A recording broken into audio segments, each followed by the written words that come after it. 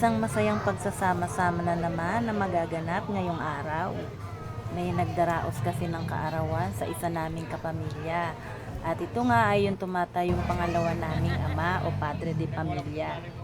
Kahit may kanya-kanya na tayong pinagkakaabalahan, ay hindi tayo pwedeng magbigay ng konting oras para mapasaya ang isa nating mahal sa buhay.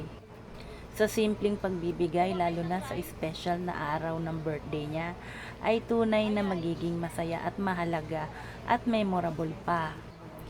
Siyempre, masayang masaya din si nanay dahil nagkita-kita na naman ang mga apo niya.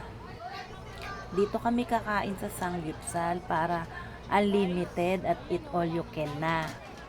Karamihan kasi sa magpipinsan ay puro lalaki kaya malalakas kumain. Kaya dito namin sila dinala. Sobrang sulit kumain dito kasi marami kang flavored ng meat na pwedeng pagpilian. At ikaw mismo ang kukuha at meron din silang dessert and may pasta na rin dito. May dalawang rice din, isang flavored rice at isang plain rice.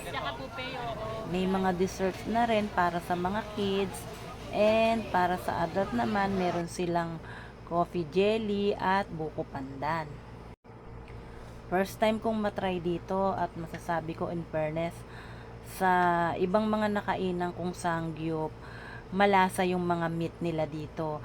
At natanong ko nga yung isa sa staff nila, nakwento niya na meron palang meat shop ang owner nito. Matagal ko nang gustong kumain dito kaya lang tuwing nadadaanan ko to ay laging puno ng mga customer. At yun pala ang isa sa mga dahilan. Masarap pala talaga ang pagkain nila at sangyup nila dito. At masasabi ko sobrang sulit dito kaya isa to sa mga pwede kong balik-balikan na sangyup.